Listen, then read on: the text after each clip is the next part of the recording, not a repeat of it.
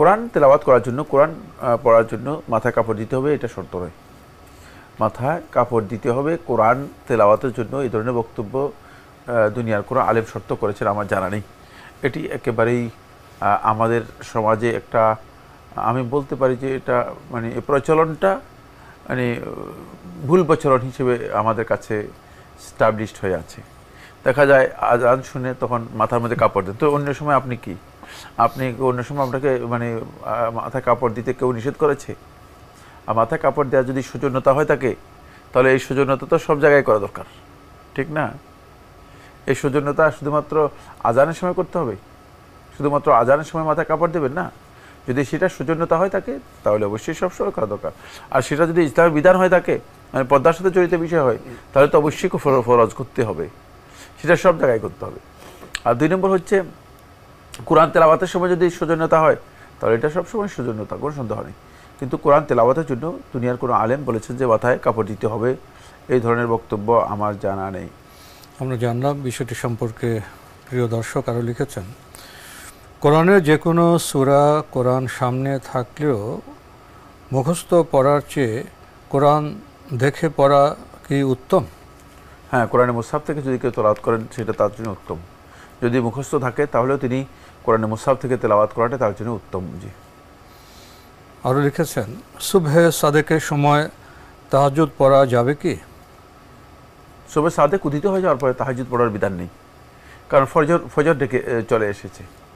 রাসূলুল্লাহ সাল্লাল্লাহু আলাইহি ওয়াসাল্লাম ইবনে উমর রাদিয়াল্লাহু বর্ণিত হাদিসের মধ্যে বলেছেন, ফাইন খাশিতা সুবহ ফাউতির বিরাকাতিন, যখন সুবহে সাদেক উদিত হয়ে যাওয়ার আশঙ্কা করবে তখন 1 রাকাতের মাধ্যমে বিতির শেষ করে দেবে। এখান থেকে বোঝা যায় যে সুবহে সাদেক উদিত হয়ে যাওয়ার পর আর ভিতির অথবা রাতের নামাজ অথবা তাহাজ্জুদের সালাতের ওয়াক্ত নেই, ওয়াক্ত শেষ। আমরা জানলাম বিষয়টি সম্পর্কে। প্রিয় দর্শক, ভাই মোহাম্মদ হায়দার আলী, আপনি সবশেষে লিখেছেন, আমার শ্বশুর বাড়িতে আমার নিজস্ব কোনো সম্পত্তি নেই, তবে আমার স্বামীর ঘরও সম্পত্তি আছে। আমি সেখানে গেলে আমাকে কাসর নামাজ পড়তে হবে কি? এখানে একটু বোধহয় বিভ্রাট এরকম যে যে চিঠিটি পাঠিয়েছেন নাম মোহাম্মদ হায়দার আলী। আবার 7 নম্বর প্রশ্ন দেখা যাচ্ছে শ্বশুরবাড়ি এখানে মহিলা। তো এমন হতে পারে যে উনি চিঠি পাঠিয়েছেন কিন্তু এখানে মহিলাদের একটি প্রশ্ন যুক্ত হয়ে গেছে। আবারও পড়ছি যে আমার শ্বশুরবাড়িতে আমার নিজস্ব কোনো সম্পত্তি নেই, তবে আমার স্বামী ঘর ও সম্পত্তি আছে, আমি সেখানে গেলে আমাকে কাসর নামাজ পড়তে হবে কি? না, এখানে কসরের কোনো প্রশ্নই আসে না, যেহেতু শ্বশুরবাড়ি বাড়ি আপনার স্বামীর বাড়ি, আপনার বাড়ি। জি, শ্বশুরবাড়ি আপনার স্বামীর বাড়ি, আপনার স্বামীর বাড়ি মানে আপনার বাড়ি। জি জি জি। আরেকটি ইমেল পাঠিয়েছেন মোহাম্মদ আবুল হোসেন, লিখেছেন, ধন্যবাদ জানাই সময় উপযোগী অনুষ্ঠান প্রচার করার জন্য। অনুষ্ঠান আমি দেখে থাকি। আবারও মহান আল্লাহর শুকরিয়া আদায় করি আমাকে মুসলিম বানানোর জন্য, দেরিতে হলেও সঠিক পথে সন্ধান দেওয়ার জন্য। আমি এবং আমার পরিবার হানাফি মাযহাব মেনে চলতাম, ইনশাআল্লাহ এখন সহিহ হাদিস মেনে চলার চেষ্টা করি। আমার মেয়েদেরকে এবং আমার স্ত্রীকে নিয়ে আমি আমার বাবা মায়ের সাথে থাকি। আমার মাকে বলে বলে চেষ্টা করে বেদাত থেকে কিছুটা মুক্ত করতে পেরেছি, কিন্তু আমার বাবা কিছুতেই আমার কথা শোনেন না।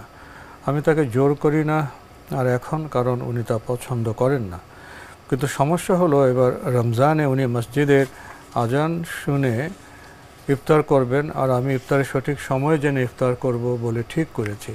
তাতে আমার বাবার সাথে কিছুটা ঝামেলা হবে বলে আমি মনে করি, কারণ আমাদের মসজিদে ইমাম সাহেবের কথা বেশি প্রাধান্য দেন, যদিও তিনি ভুল বলেন। আমি আল্লাহর রহমতে সঠিকটা না জেনে কোনো কথা বলি না। এখন আমার প্রশ্ন হলো, আমি কি সঠিক সময়ে ইফতার করব নাকি মসজিদে আজান শুনে? সুন্নাহ হচ্ছে ইফতারের সময় হয়ে গেলে ইফতার করা। ইফতারের সুন্নাহ হচ্ছে তাজিলু ফি ইফতার, ইফতারের মধ্যে তাড়াহুড়ো করা। মানে তাড়াহুড়ো করা বলতে বোঝায় সময় মতো ঠিক সাথে সাথে করা।